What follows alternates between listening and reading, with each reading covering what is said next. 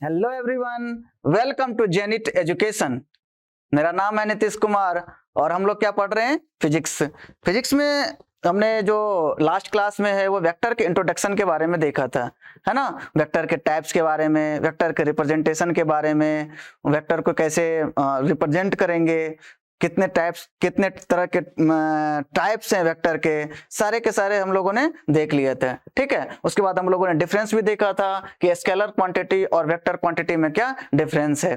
Vector vector में scalar में क्या होता था? ऐसी क्वांटिटी जिसमें केवल मैग्नीट्यूड हो, डायरेक्शन सबको कोई मतलब नहीं रहता है, ऐसे क्वांटिटी को क्या बोलते हैं? Scalar quantity.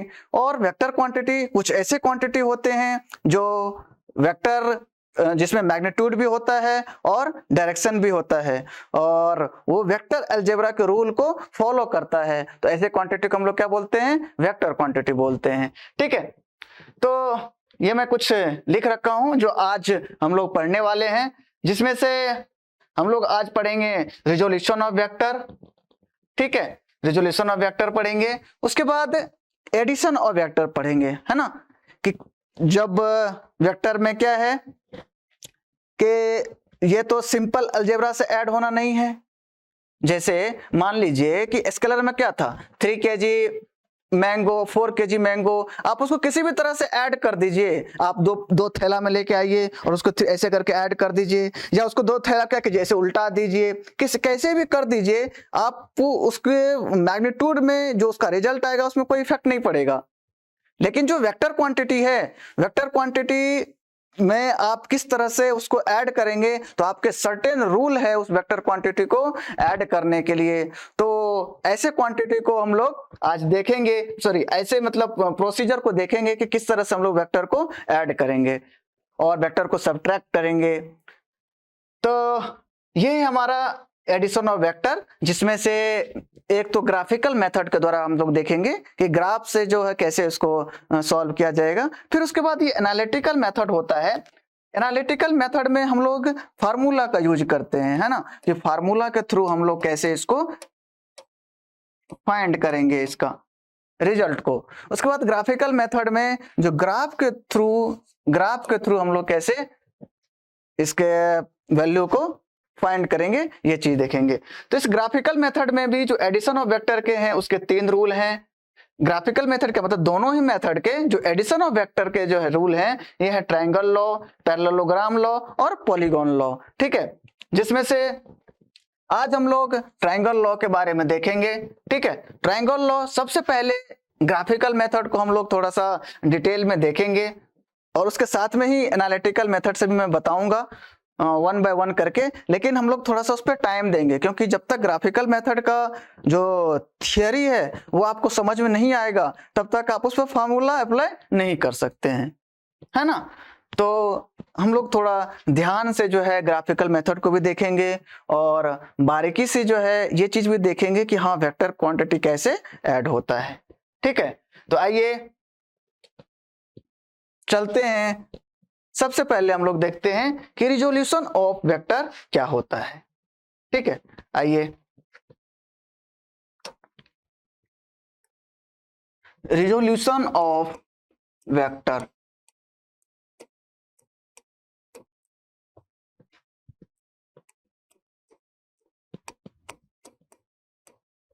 Resolution of vector, ठीक है,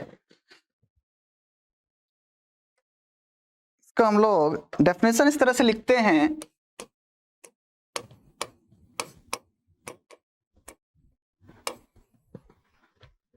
breaking of a vector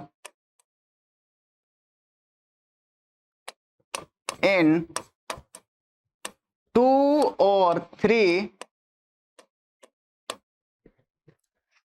mutually perpendicular direction, mutually perpendicular direction, mutually perpendicular direction is none, ऐसे बोल सकते हैं, नन एज रिजोल्यूशन,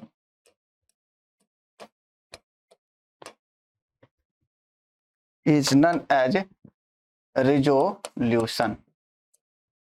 ठीक है, आइए उस पर मैं आपको एग्जाम्पल से समझाता हूं। जैसे मान लीजिए कि ये हमारा y एंड x एक्सिस हुआ, ठीक है। इसको या हम लोग डायरेक्शन में देखें तो डायरेक्शन हम लोग जानते हैं कैसे, डायरेक्शन हम लोग कैसे जानते हैं कि ये क्या है हमारा ईस्ट डायरेक्शन है, और ये क्या है नॉर्थ डायरेक्शन इसको बोलते हैं, और ये क्या है साउथ डायरेक्शन, और इस साइड क्या है वेस्ट डायरेक्शन। ये आपको पता होना चाहिए, है ना। ये एक्स डायरेक्शन में एक्स डायरेक्शन है, ये वाई डायरेक्शन है। आप इसको ईस्ट भी बोल सकते हैं, आप इसको नॉर्थ भी बोल सकते हैं, ठीक है। किसी भी कोई भी व्यक्ति का दिया हुआ है कि भाई ये डिस्प्लेसमेंट जो इस डायरेक्शन में, इसको नॉर्थ ईस्ट बोलते हैं, नॉर्थ ईस्ट डायरेक्शन में 50 मीटर डिस्प्लेसमेंट दिया हुआ है, ये s मान लेते हैं डिस्प्लेसमेंट को, और ये जो एंगल दिया हुआ है x एक्सिस से ये दिया हुआ है 37 डिग्री, ठीक है। तो म्यूचुअली परपेंडिकुलर डायरेक्शन का मतलब क्या है ये चीज मैं आपको समझा रहा हूं। 50 मीटर का जो डिस्प्लेसमेंट है ये नॉर्थ ईस्ट डायरेक्शन में है।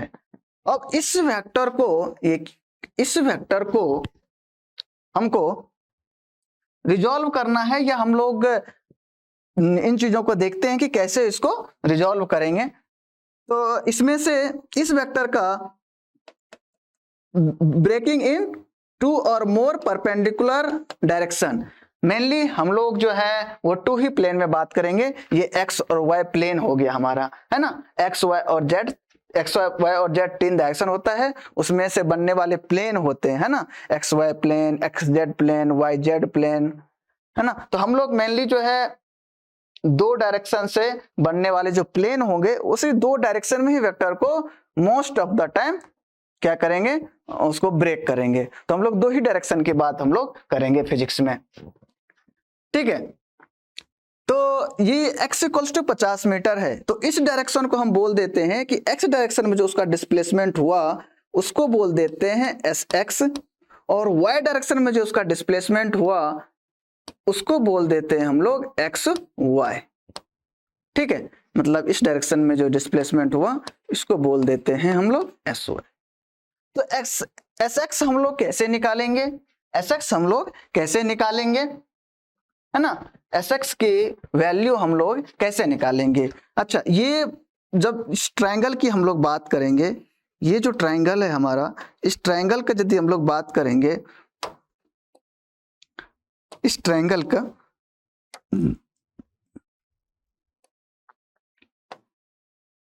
ठीक है, ये क्या है 37 डिग्री, और ये क्या है 50 डिग्री, और ये क्या है sx और sy। हमको एक साइड पता है और एक एंगल यदि पता है तो हम दोनों साइड को पता कर सकते हैं। तो sx की वैल्यू यहाँ पर जब हम निकालते हैं, ये मतलब क्या है कि sin 37 इक्वल्स टू, सबसे पहले sy की वैल्यू निकाल लेते हैं। sy जो परपेंडिकुलर है अपोजिट साइड जो है डिवाइडेड बाय 50 हाइपोटेनियस।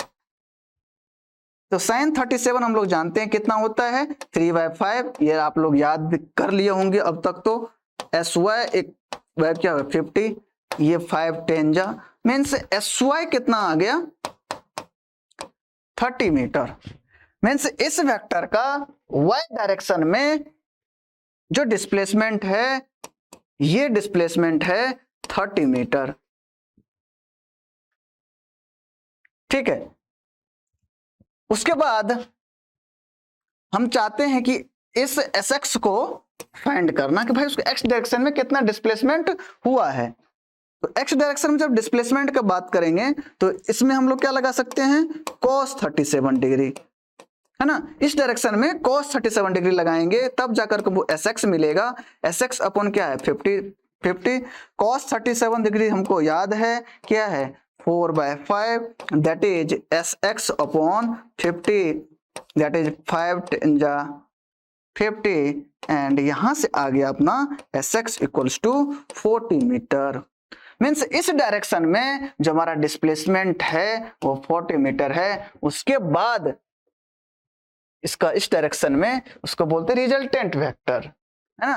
कहने का मतलब जब हम लोग इस 40 को, ये 40 है ये 30 है, ये दोनों वेक्टर है, इसका यदि हम लोग रिजल्टेंट निकाले मीन्स 40 स्क्वायर प्लस 30 स्क्वायर किए तब जाकर के ये 50 आया है। ठीक है, तो इसी 50 को जो 50 मीटर हमारा दिया हुआ है, एक्स डायरेक्शन में कितना डिस्प्लेसमेंट है, वाई डायरेक्शन में कितना डिस्प्लेसमेंट है, उसको क्या किया हम लोग ने फाइंड किया। तो मीन्स इस एक्स डायरेक्शन में कंपोनेंट को हम लोग एक्स कंपोनेंट बोलते हैं और वाई डायरेक्शन में जो कंपोनेंट हम लोग फाइंड करते हैं उसको वाई कंपोनेंट बोलते हैं।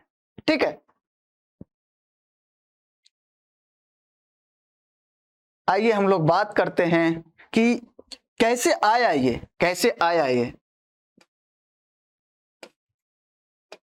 देखिए ये क्या है, डिस्प्लेसमेंट है। इस Sx की वैल्यू यहां से हम लोग ये डायरेक्ट हम लोग फाइंड कर दिए, मतलब इस Sy की वैल्यू लिखे तो ये क्या है 50 इंटू साइन 37 डिग्री, और इस Sx की वैल्यू लिखे तो ये क्या है 50 इंटू कॉस 37 डिग्री, है ना। इस Sx की वैल्यू देखिए 50 into cos 37, 50 into cos 37 degree, 50 into cos 37 degree, मतलब ये एंगल यदि हमारा थीटा है, ये एंगल यदि हमारा थीटा है, तो इस डायरेक्शन में जो डिस्प्लेसमेंट है, इस डायरेक्शन में जो डिस्प्लेसमेंट है, इस डायरेक्शन में जो डिस्प्लेसमेंट है ये कॉस के साथ में आता है, मतलब ये जो डिस्प्लेसमेंट हो गया ये आ जाएगा अपना एस कॉस थीटा। उसके बाद जो 90 माइनस थीटा वाला है ये कितना होगा 90 माइनस थीटा, तो इधर वाला जो कंपोनेंट है ये कितना हो गया एस वाई हो गया हमारा एस साइन थीटा, मतलब एस वाई जो वाई डायरेक्शन में है उसको देखिए आप, ये साइन 37 है, मतलब जिसके साथ में एंगल है, जिसके साथ में एंगल दिया हुआ है उसके साथ में कॉस आता है ना। और जो जिसका 90 माइनस थीटा वाले जो कंपोनेंट है, 90 माइनस थीटा वाला मतलब वाई डायरेक्शन वाला जो है ये क्या है एस साइन थीटा, मीन्स जिसके साथ में एंगल दिया हुआ है उसके साथ में क्या आता है, उसके डायरेक्शन में क्या आता है कॉस थीटा, और उसके परपेंडिकुलर डायरेक्शन में क्या आता है साइन थीटा। ये कंसेप्ट आया यहां से, हम लोग यहां से इस चीज को देखे, इस चीज को हम लोग देखे कि भाई एक्स डायरेक्शन में यदि थीटा है तो 50 कॉस 37 डिग्री, और वाई डायरेक्शन में क्या हुआ 50 साइन 37 डिग्री। ठीक है, तो अब इन जनरल यदि हम लोग बात करें, इन जनरल यदि हम लोग बात करें, है ना, इन जनरल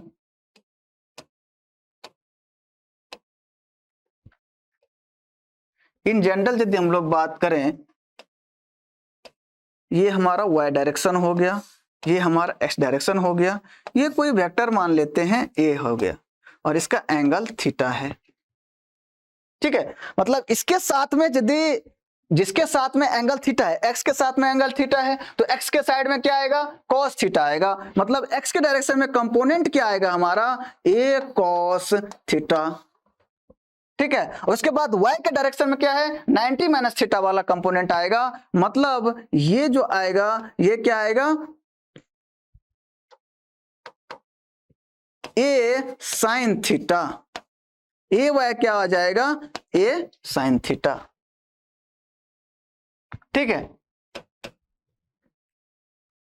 मान लीजिए कि ये चीज समझ में आ गया आपको, है ना, इतना चीज समझ गए हैं। अब मान लीजिए मैं ऐसा कर दूं, कैसा, ये y हो गया, ये x हो गया और ये हमारा कोई वेक्टर a है। अब मान के चलिए आपको एक्स के साथ में एंगल नहीं दे करके इसके साथ में आपको एंगल दे दिया है ना। तो जिसके साथ में एंगल दिया हुआ है उसके साथ में क्या आएगा, cos थीटा आएगा। जिसके साथ में एंगल दिया हुआ उसके साथ में क्या आएगा, cos थीटा आएगा।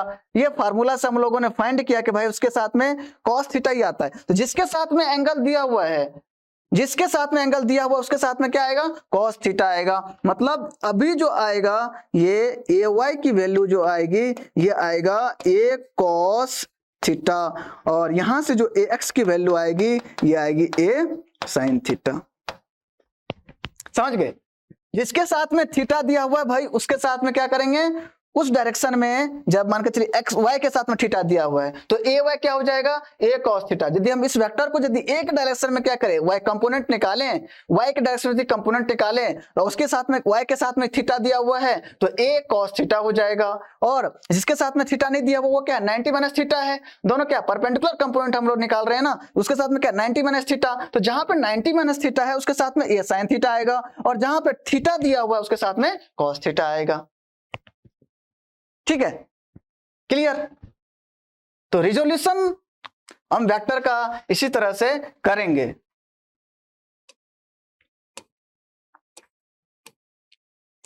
ये आपको ये 5 मीटर है, यहां आपको 53 डिग्री दिया हुआ है, 53 डिग्री दिया हुआ है तो एस वाई आप लिखेंगे यहां पर 5 cos 53 degree, that is 5 cos 53 degree होता है 5 इंटू cos 53 डिग्री कितना होता है, cos 37 डिग्री होता है 4/5, और cos 53 डिग्री हो जाएगा 3/5, दैट इज ये कितना आ गया 3। और इसी में Sx क्या हो जाएगा 5 sin 53 डिग्री, मतलब 5 इंटू 4/5, ये क्या आ जाएगा 4। तो मीन्स इस डायरेक्शन में इसका जो कंपोनेंट आएगा Sx हो जाएगा अपना 4 और Sy हो जाएगा अपना कितना 3। ठीक है, इस तरह से आप लोग रिजोल्यूशन कैसे फाइंड करेंगे, किसी भी वेक्टर का रिजोल्यूशन कैसे फाइंड करेंगे, उसका x डायरेक्शन में कंपोनेंट क्या होगा, y डायरेक्शन में कंपोनेंट क्या होगा, इसको फाइंड करने के लिए हम लोग क्या करते हैं, जो इसको फाइंड करने का जो प्रोसीजर होता है उसी को हम लोग क्या बोलते हैं, रिजोल्यूशन बोलते हैं। ठीक है, आइए मान लीजिए कि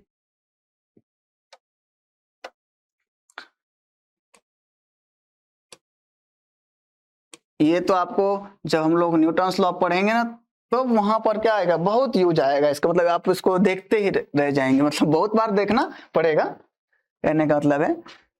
इस पर क्या हुआ है, ये बेज बोलते हैं इसको, और इस पर क्या हुआ है, एक ब्लॉक रखा हुआ है आपको स्मॉल m मास का, और बेज का जो एंगल दिया हुआ है ये दिया हुआ है थीटा। ठीक है, कह रहा है find the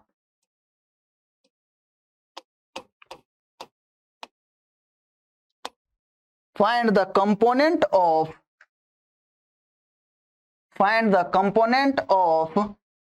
weight, find the component of weight in the direction of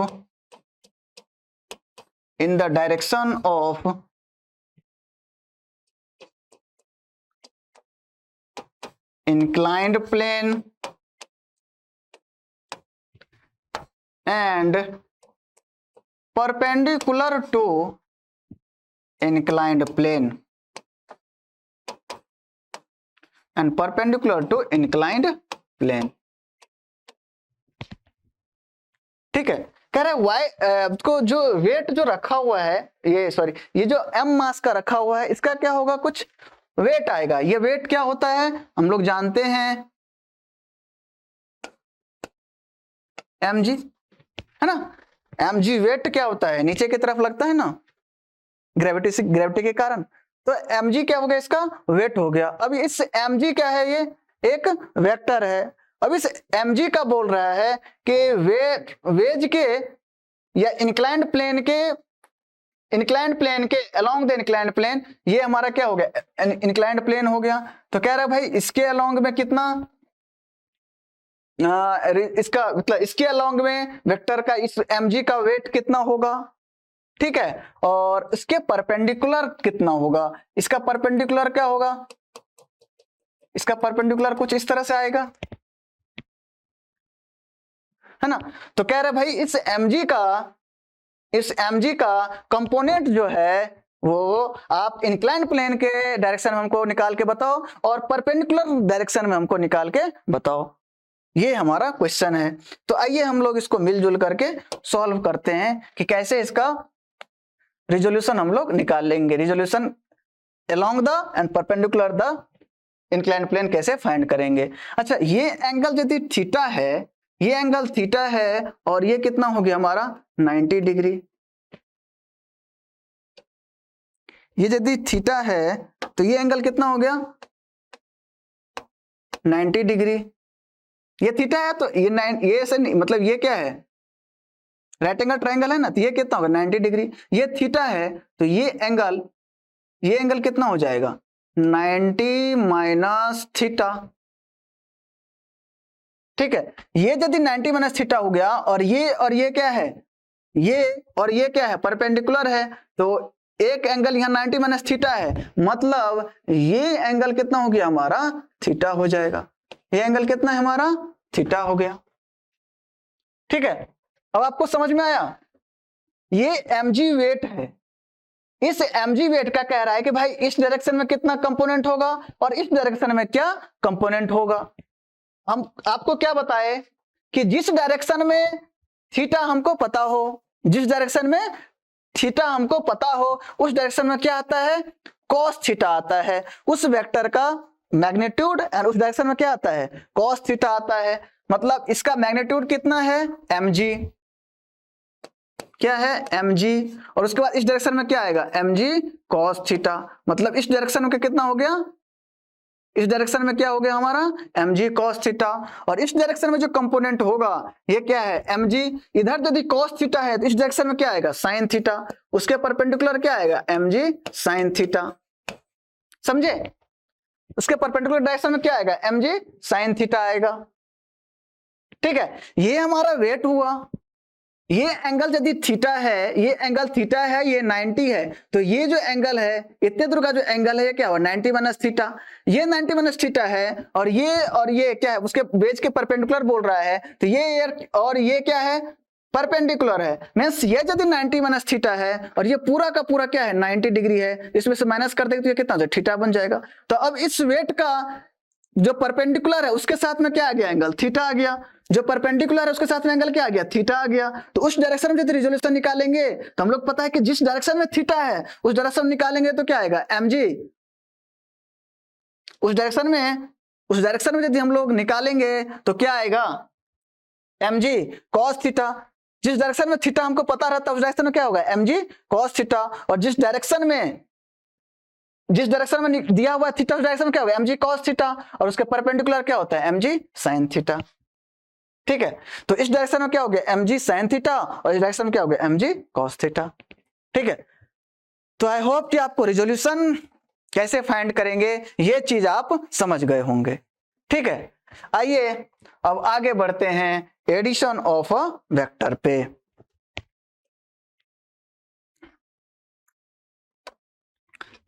addition of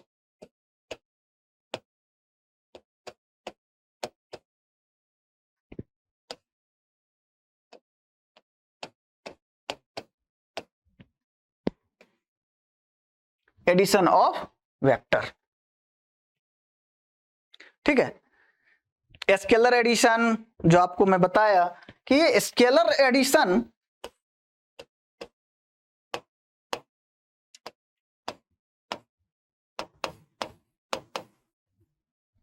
and इधर यदि हम लोग बात करते हैं वेक्टर एडिशन की,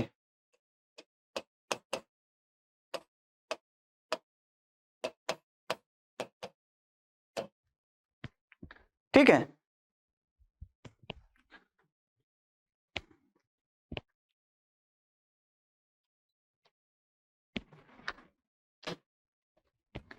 ये scalar addition and vector addition. तो स्केलर एडिशन में क्या हो गया, मान लीजिए कह दिया कि भाई 3 kg मैंगो है ना, 3 kg एप्पल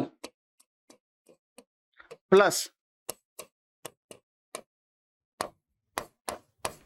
4 kg एप्पल, ये क्या आ जाएगा 7 kg।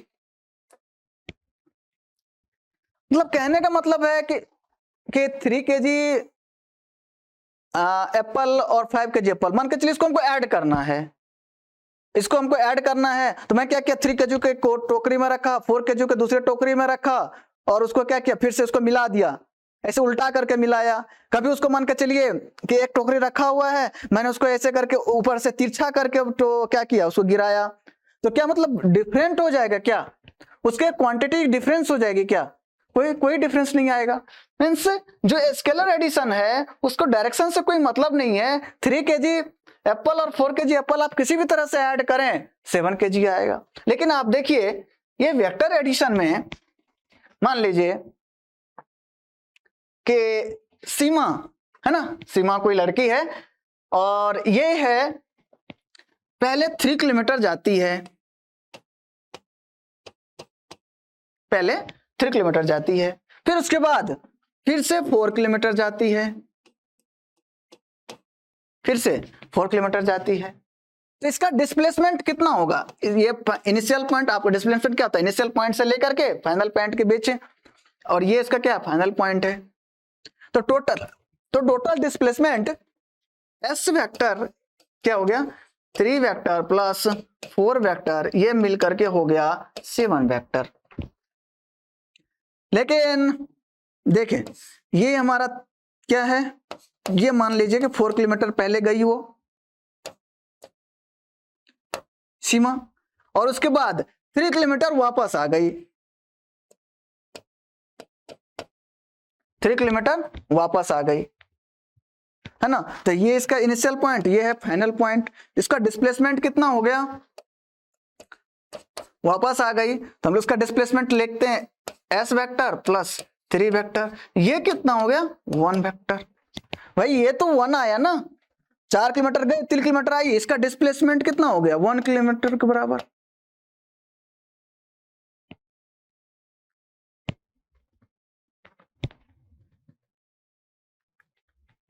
है ना। अब उसी तरह से मान के चलिए सीमा का ये मन हो गया कि भाई ये पहले 4 किलोमीटर इधर की तरफ गई और 3 किलोमीटर ईस्ट की तरफ गई, 3 किलोमीटर कहां वेस्ट की तरफ चली गई। तो अब इसका, अब ये 4 किलोमीटर ये 3 किलोमीटर गया, तो अब इसका जो रिजल्टेंट जो डिस्प्लेसमेंट होगा ये हम लोग जानते हैं पाइथागोरस से 5 किलोमीटर आएगा। अजीब है, मतलब 3 किलोमीटर पहले मान के चलिए 4 किलोमीटर 3 किलोमीटर गई, फिर से 4 किलोमीटर गई, तो भाई यहाँ पे 7 आ रहा है। लेकिन जब ये 4 किलोमीटर गई फिर से 3 किलोमीटर वापस आ गई, तो ये 1 किलोमीटर आ रहा है।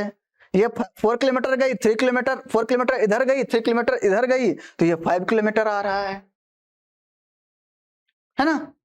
तो ये हो क्यों रहा है, तो ये यही चीज है डायरेक्शन का। ये जो आ रहा है, ये जो रिजल्ट आ रहा है 2 वेक्टर के डायरेक्शन पर डिपेंड कर रहा है।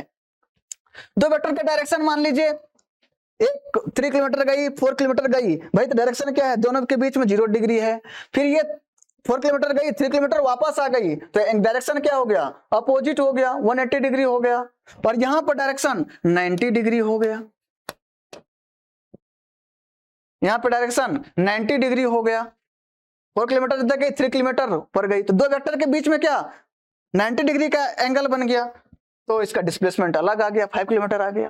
कहने का मतलब है कि जो डिस्प्लेसमेंट आएगा वो 7 और 1 के बीच में कोई सा भी आ सकता है, वो डिपेंड करेगा कि उस 2 वेक्टर के बीच में एंगल कितना है। मींस उस 2 वेक्टर का डायरेक्शन, उस 2 वेक्टर के बीच का डायरेक्शन क्या है, मतलब कितना एंगल बना रहा है भाई, वो उन चीजों पर डिपेंड करेगा। ये मान के चलिए 90 डिग्री है, 30 डिग्री 60 डिग्री हो गया, तो भाई अलग अलग एंगल के लिए अलग अलग वैल्यू आएगी। मीन्स आप ये देख सकते हैं कि 7 से लेकर के 1, मैक्सिमम 7 और मिनिमम 1, इसके बीच में कुछ भी वैल्यू आ सकती है। 6.3 भी वैल्यू आ सकती है, 1.1 भी वैल्यू आ सकती है, 1.5 भी आ सकती है। ठीक है, इसके बीच में कोई सा भी वैल्यू आ सकता है। तो इस तरह के जो एडिशन है इसको हम लोग बोलते हैं वेक्टर एडिशन। और वेक्टर एडिशन का के अलजेब्रा का जो है अलग रूल है, इसलिए हम लोगों ने वहां पे डिफाइन किया था कि भाई वेक्टर क्वांटिटी वो तभी होगी जिसमें मैग्नीट्यूड भी होगा, डायरेक्शन भी होगा, और वो वेक्टर एडिशन के रूल को फॉलो करेगा, तब जाकर के हम लोग उसको वेक्टर क्वांटिटी बोलेंगे। हम लोग करंट को इसी तरह से क्या कर दिए थे, डिस्कार्ड कर दिए थे, क्योंकि करंट में भी सेम मामला था कि आप करंट को ये 3 एम्पियर है, ये इधर से 4 एम्पियर, ये इधर से 4 एम्पियर आया, इधर 7 एम्पियर ही आएगा। आप इसको फिर से इधर से इसके एंगल को चेंज कर दीजिए, ये 3 एम्पियर है, ये 4 एम्पियर है, इसके बीच में अभी एंगल 90 डिग्री है, इसके बीच में एंगल अभी 90 डिग्री है, अभी इसके बीच में एंगल 60 डिग्री हो गया, तो ये भी फिर से 7 एम्पियर ही आएगा। इसलिए तो हम इसको टेंसर की क्वांटिटी हम लोग बोलते थे कि ये मतलब एक्चुअली में टेंसर है, लेकिन टेंसर हमारे सिलेबस में नहीं थी, इसको स्केलर बोलेंगे हम लोग। ये क्या हो गया, स्केलर हो गया। ठीक है, आप लोग समझ गए वेक्टर एडिशन क्यों करते हैं, वेक्टर एडिशन क्यों, मतलब वेक्टर एडिशन के क्यों रूल को समझना जरूरी है। इन चीजों का फील लीजिए। उसके बाद तो मैथमेटिक्स है, मैथमेटिक्स तो आसान होता है ना, मैथमेटिक्स आसानी होता है। तो हम लोग क्या करेंगे, फार्मूला लगा लगा के उसको क्या करेंगे, निकालेंगे। तो आप इसको मतलब फीलिंग्स को समझिए कि क्यों वेक्टर को एडिशन करना पड़ रहा है, वेक्टर एडिशन को अलग तरह से क्यों ऐड करना पड़ रहा है। ठीक है, आइए अब वेक्टर एडिशन के हम लोग रूल को पढ़ते हैं। जैसे मान लीजिए कि ये हमारा वेक्टर है कोई, ठीक है, पहले हेडिंग लगा लेते हैं ग्राफिकल।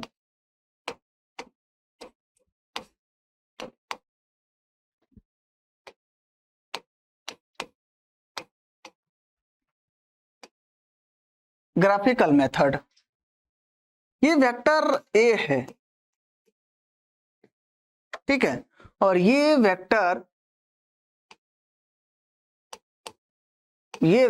बी है जो कि थीटा एंगल बना रहा है, और ये वेक्टर ए है। तो इस 2 वेक्टर को हम लोग ऐड करेंगे ज्योमेट्रिकली। ठीक है, तो इसमें जो vector a plus vector b है, ठीक है, इस 2 वेक्टर को हम लोग ऐड करेंगे। फिजिक्स में इस दो वेक्टर का जो रिजल्ट आता है, जो वैल्यू आता है, उसको हम लोग रिजल्टेंट वेक्टर बोलते हैं। ठीक है, नाम दिया गया है इसका resultant vector.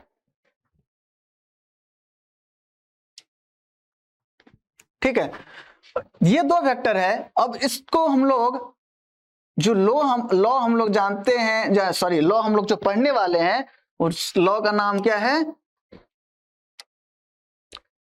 Triangle method.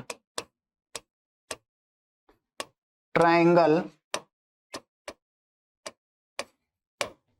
Method, ठीक है, ट्रायंगल मेथड में हम लोग क्या करते हैं, पहले उसको देख लेते हैं कि ट्रायंगल मेथड उसको मतलब कैसे इस ट्रायंगल मेथड से हम लोग उसको सॉल्व करते हैं। 2 वेक्टर को ऐड करते हैं, उसको हम लोग क्या रिजल्टेंट वेक्टर नाम दिए हैं, रिजल्टेंट वेक्टर। आइए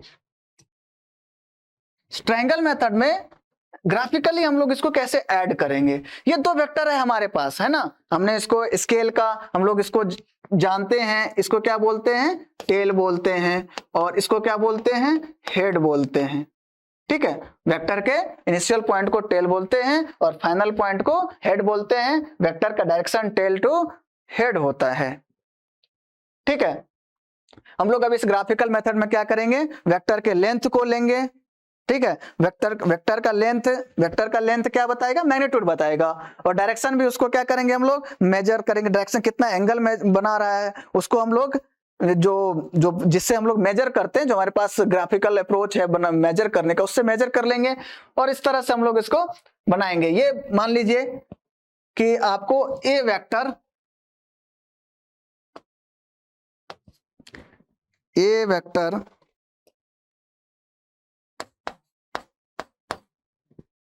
दिया हुआ है, ठीक है। आप उसको स्केल से मान लीजिए ये आपका 1 मीटर का वेक्टर है, तो भाई 1 मीटर का वेक्टर है, ये नहीं कि भाई अब 1 मीटर को लेकर के अपन स्केल पे पूरा यहां से लेकर वहां तक नहीं, आप उसको क्या कर सकते हैं, मतलब मिनिमाइज कर सकते हैं। मिनिमाइज करने का मतलब है कि ये जो मैग्नीट्यूड होता है, आपको मैं बताया था मैग्नीट्यूड क्या, जब हम लोग ग्राफिकल मेथड से देखेंगे तो मैग्नीट्यूड क्या होता है, ये जो इसका जो लेंथ होता है जिसको मैग्नीट्यूड बोलते हैं, ये हम लोग लेंथ क्या होता है, मैग्नीट्यूड का प्रोपोर्शनल होता है। मान लीजिए कि स्केल पे हम लोग क्या 1 सेंटीमीटर को हम लोग मान लेंगे 1 मीटर है, 1 सेंटीमीटर जो स्केल का होगा वो 1 मीटर के बराबर होगा। तो इस तरह से हम लोग इसको ड्रॉ करेंगे ग्राफिकली। अब ये जो वेक्टर मैं ट्रायंगल मेथड बता रहा हूं आपको। अब ये जो वेक्टर बी है, वेक्टर बी को पैरेलली शिफ्ट कीजिए। पैरेलली शिफ्ट करने से क्या होता है, पैरेलली शिफ्ट करने से वेक्टर पे कोई इफेक्ट नहीं पड़ता, ये चीजें मैं आपको बता दिया हूं, ठीक है। अब उसको पैरेलली शिफ्ट कीजिए और जो वेक्टर ए जो हमारा पहला वाला वेक्टर है उसके टेल पे ला करके शिफ्ट कीजिए। मैं इसको टेल पे ला करके वेक्टर बी को क्या किया, शिफ्ट किया, ठीक है ना। एज इट इज जैसा है उसको पैरेलली शिफ्ट कर दिया और यहां पे लगा दिया। कहां पे लगाया, दूसरे वेक्टर के हेड पे, सॉरी दूसरे वेक्टर के हेड पे लेकर के लगाया, टेल पे नहीं हेड पे, ठीक है। और ये एंगल कितना बना रहा है, थीटा बना रहा है, ये एंगल थीटा बना रहा है, ये एंगल थीटा बना रहा है हमारे पास, ठीक है। ये वेक्टर बी है हमारा। इस अब तीसरा जो होगा, ये मेरा वेक्टर ए है, वेक्टर बी है, तीसरा जो हमारा रिजल्टेंट वेक्टर होगा, उस रिजल्टेंट वेक्टर्स को लेकर के हम लोग ट्रायंगल फॉर्म करेंगे। उस रिजल्टेंट वेक्टर को लेकर के हम लोग ट्रायंगल क्या करेंगे, फॉर्म करेंगे। उस ट्रायंगल में देखिए, उस ट्रायंगल का जो रिजल्टेंट वेक्टर होगा, ये ए वेक्टर हुआ, ये बी वेक्टर हुआ, ठीक है, ये बी वेक्टर हुआ। और तीसरा मान के चलिए हमारा ये साइड ले लिए, उसको हम लोग बोलते हैं आर वेक्टर, ठीक है। हम लोग इस आर वेक्टर को लेकर के क्या किए, ट्रायंगल फॉर्म किए। लेकिन ये जो हमने डायरेक्शन लिया है इसका, ये गलत है। ये जो सेम सेंस में मैंने डायरेक्शन ले लिया, देखिए यहां से लेकर के इसी सेंस में डायरेक्शन को ले लिया मैंने। ऐसे बोल सकते हैं कि आप पहले ए भी इस तरह से गया, बी भी इस तरह से हमने ऐड किया, और सी को भी यानी रिजल्टेंट को भी मैं इसी डायरेक्शन में ले लिया, ऐसे ऐसे ऐसे ले लिया। लेकिन ये चीज क्या है, गलत है। जो तीसरा जो रिजल्टेंट वेक्टर आएगा उसका जो सेंस होगा वो अपोजिट होगा पहले वाले से, उसका जो सेंस होगा अपोजिट होगा पहले वाले से। मतलब क्या बोल रहे हो सर, मैं ये बोलना चाह रहा हूं कि भाई इसका जो डायरेक्शन होगा, इस वेक्टर का ये जो वेक्टर होगा, इसका जो डायरेक्शन होगा कुछ इस तरह से होगा, इसका जो डायरेक्शन होगा कुछ इस तरह से होगा, अपोजिट होगा भाई। ये यहां से मतलब इस तरह से गया, फिर ऐसे गया, ये हम लोग ऐसे बोल सकते भाई ऐसे आएगा, लेकिन नहीं, ये इस डायरेक्शन गया।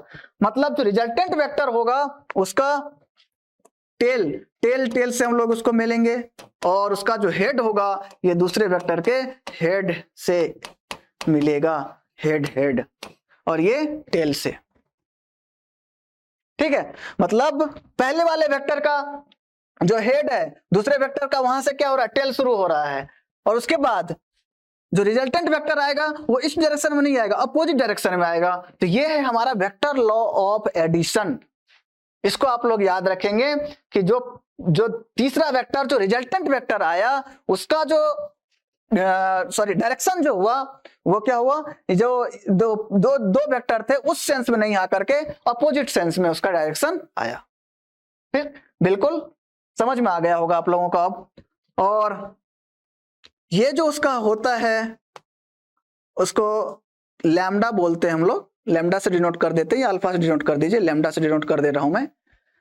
तो ये इसको रिजल्टेंट वेक्टर क्या हो गया, ये क्या डायरेक्शन हो गया, और इसका जो लेंथ होगा, इस लेंथ को यदि आप मेजर करेंगे ग्राफिकली तो इसका रिजल्टेंट वेक्टर का क्या होगा, मैग्नीट्यूड बताएगा, ठीक है। ये भी आपने स्केल से नापा है, ये भी आपने स्केल से मेजर किया है। उसके बाद यदि आप इसको इस लेंथ को मेजर करेंगे तो आपको रिजल्टेंट वेक्टर का क्या बता देगा, वो मैग्नीट्यूड बता देगा, ठीक है। उसके बाद ये डायरेक्शन हो गया, इसका तो डायरेक्शन मान के चलिए इस डायरेक्शन में ही है, लेकिन भाई इस एंगल से कितना इस ए वेक्टर से कितना ये रिजल्टेंट बना रहा है उसको हम लोग लैम्डा से डिनोट कर दे रहे हैं। तो उस लैम्डा की वैल्यू भी हम लोग एनालिटिकल मेथड से तो फार्मूले से आ जाएगा, लेकिन आप लोग इसको मेजर कर सकते हैं ग्राफिकली।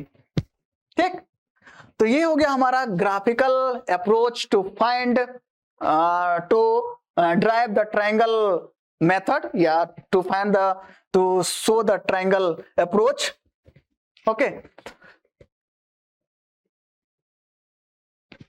तो ये हमारा ट्रायंगल मेथड हो गया, ग्राफिकल मेथड हो गया ट्रायंगल लॉ को शो करने का।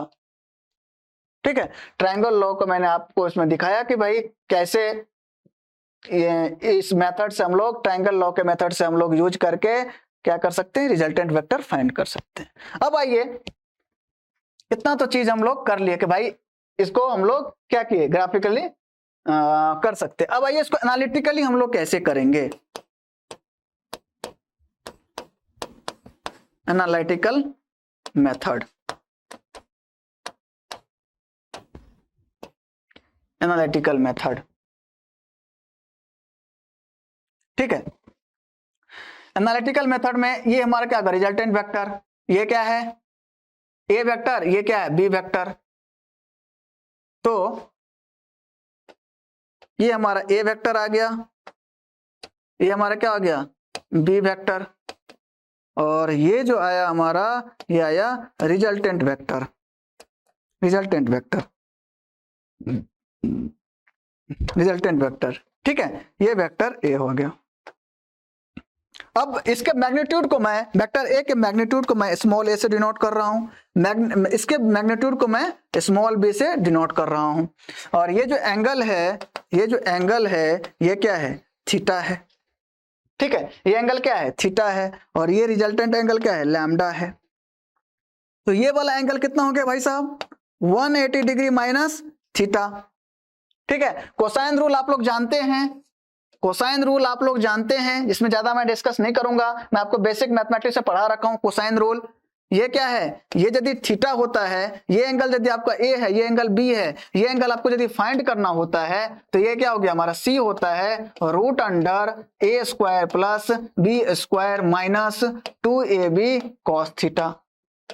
सेम उसी तरह से देखिए, ये हमारा क्या है, एक ट्रायंगल है, इसमें 180 डिग्री माइनस थीटा क्या हो गया, इसका एंगल दिया हुआ है आपको, एक साइड ए दिया हुआ है, बी साइड एक साइड बी दिया हुआ है, और ये रिजल्टेंट वेक्टर आपको, रिजल्टेंट आपको फाइंड करना है, रिजल्टेंट का मैग्नीट्यूड फाइंड करना है। तो आप लोग कैसे फाइंड करेंगे, आप लोग एनालिटिकली ग्राफिकली तो हम क्या करेंगे, उसको लेंथ को मेजर कर लेंगे। यहां पर देखिए मॉडुलस ऑफ आर कैसे कैसे निकालेंगे, देखिए मैं इसका मैग्नीट्यूड क्या है, दोनों साइड ए स्क्वायर प्लस इसका मैग्नीट्यूड क्या है बी स्क्वायर हो गया, माइनस 2ab कॉस, अब इन दो साइड के बीच का एंगल कितना है भाई 180 डिग्री माइनस थीटा, तो 180 डिग्री माइनस थीटा आ गया।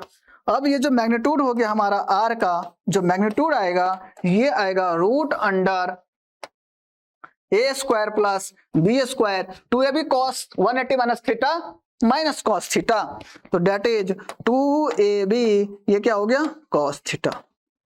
तो ये हो गया हमारा मैग्नीट्यूड हो गया ट्रायंगल लॉ से कैसे वेक्टर और आर की वैल्यू का रिजल्टेंट की वैल्यू हम लोग फाइंड करेंगे।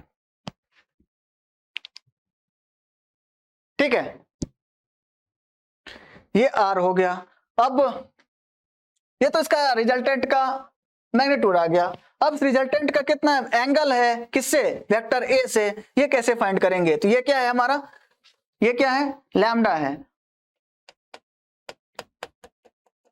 ठीक है, ये क्या है बी है।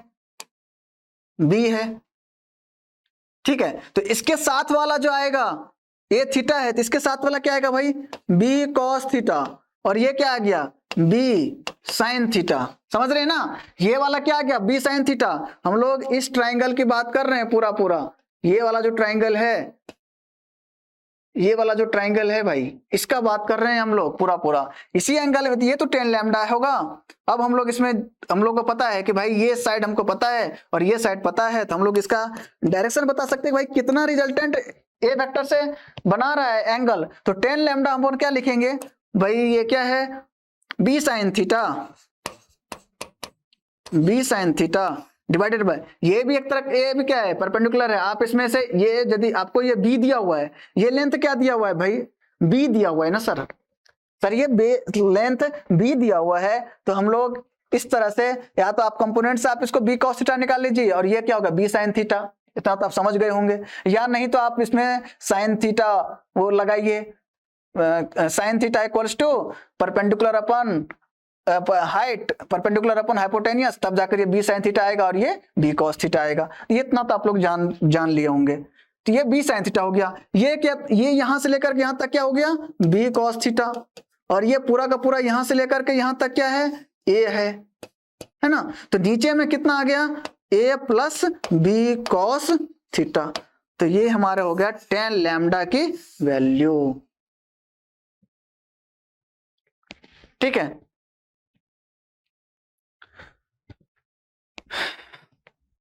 तो इस तरह से हम लोगों ने ट्राइंगल मेथड को हम लोग देखे। आप इसको खुद से लिख लीजिएगा, है ना, कि दो वेक्टर है, दो वेक्टर के पहले वेक्टर के हेड को दूसरे वेक्टर के टेल पे रखा, फिर उसके बाद जो तीसरा वेक्टर आया, जो तीसरा वेक्टर, जो ट्राइंगल का जो तीसरा वेक्टर जो फॉर्म हुआ, जिसको हम लोग रिजल्टेंट वेक्टर बोलते हैं, उस रिजल्टेंट वेक्टर का जो पहले वेक्टर से टेल और हेड से हेड मिलाए हैं। ठीक है, तो इस तरह से हम लोग इसको रिजल्टेंट वेक्टर बोलते हैं, और ये हमारा लॉ है, ट्राइंगल लॉ है।